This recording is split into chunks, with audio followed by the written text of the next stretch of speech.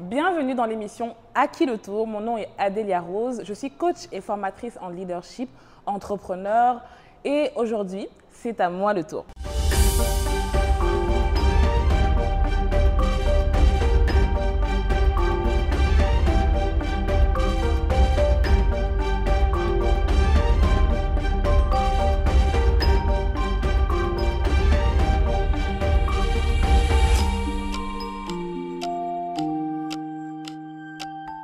Alors, je commence par vous partager mon histoire au Canada en ce qui concerne mon arrivée, mon intégration. Je suis arrivée au Canada en 2011.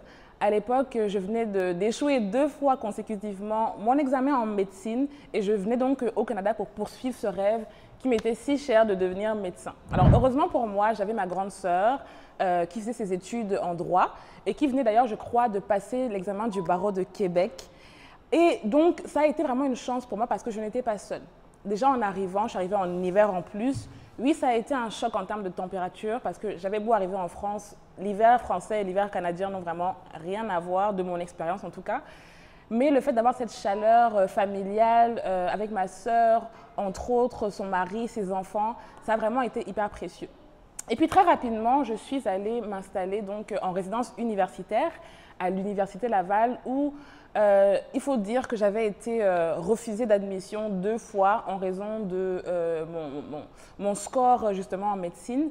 Mais grâce à l'appui de ma sœur, j'ai fait appel et j'ai finalement été admise en biochimie. Donc voilà, je poursuis mes études en biochimie en espérant entrer en médecine. Et ce qui a été une fois de plus marquant en termes d'intégration pour moi, c'est que les premiers amis, les premières relations que je me suis faites, ça a été donc en résidence universitaire. Et je me souviendrai toujours de ma première voisine de chambre burkinabé qui a été vraiment un grand pilier pour mon intégration. Donc j'ai été chaleureusement, grâce à elle, reçue dans la communauté burkinabé en réalité de l'université. Et c'est par elle que j'ai rencontré mon premier ami camerounais et qui lui donc m'a permis d'intégrer la communauté camerounaise.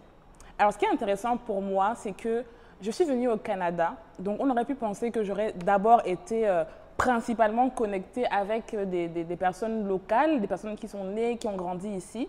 Mais paradoxalement, c'est vraiment ici que s'est révélée, j'ai envie de dire, ma camerounité. En fait, avant de venir au Canada, j'ai passé à peu près 7 ans en France. J'ai quitté le Cameroun à l'âge de 12 ans. J'arrivais au Canada à 18-19 ans et c'est donc mes années d'adolescence qui sont passées en France, qui ont un peu, à ce moment-là, qui dominaient sur mon identité. Et le fait de connecter à Québec avec la communauté camerounaise, le fait de m'impliquer dans l'association des Camerounais de la ville de Québec, entre autres, m'a vraiment fait redécouvrir en fait mon identité camerounaise. Donc ça a vraiment été, je dirais, presque les 3, 4, 5 premières années, la communauté africaine qui a été mon principal réseau, mon principal système de support. Et je dois dire que même si ça a évolué, au fil des années, ça reste quand même un pilier important dans mon réseau social au Canada et particulièrement dans la ville de Québec. Alors, après avoir développé des relations au travers des résidences universitaires, de mes implications associatives dans la communauté camerounaise, j'ai également pris soin de m'impliquer dans différentes activités, également au niveau de ma faculté.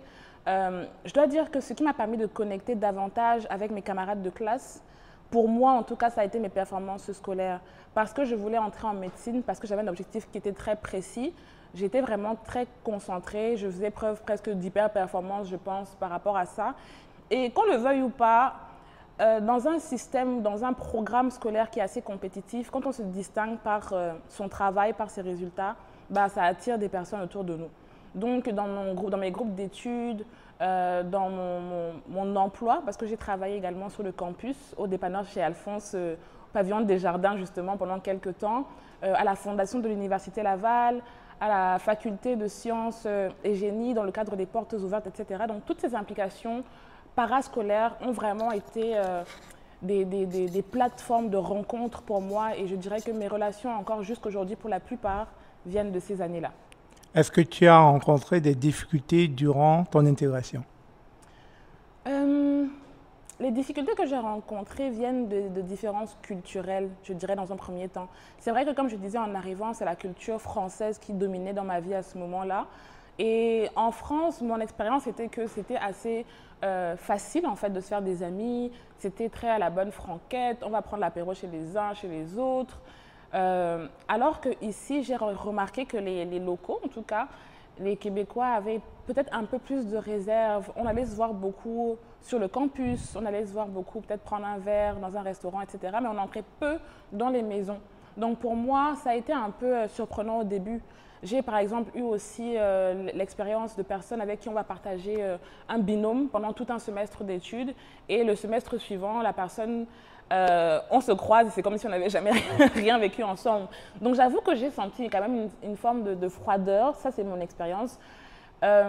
Toutefois, ça n'a pas duré très longtemps. Je veux dire, moi j'ai accepté comment c'était, je suis allée vraiment avec le flow, sans forcer.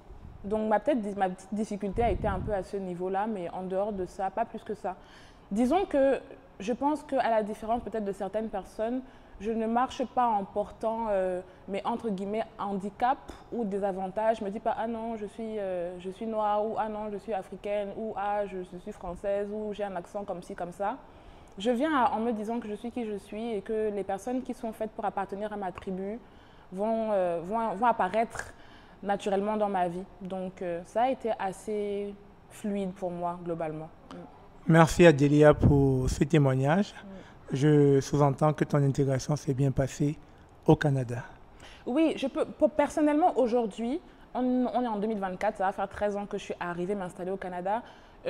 J'aimerais quand même être un peu plus intentionnelle, je pense, dans le fait de améliorer, approfondir ma connaissance de la culture québécoise. J'ai bien sûr quelques amis québécois, mais je pense que je n'ai pas forcément peut-être fait preuve de plus d'intentionnalité parce que ça prend de vouloir, je pense, embrasser l'hiver, ça prend de vouloir embrasser la culture. J'ai fait des cabanes à sucre, j'ai fait des randonnées, j'ai visité un peu la Gaspésie, mais je pense que dans les prochaines étapes de mon parcours au Canada, je prendrai vraiment soin d'être intentionnelle à ce niveau-là et d'embrasser encore davantage la culture canadienne et particulièrement québécoise, qui est un lieu que j'aime vraiment beaucoup, qui m'est très cher.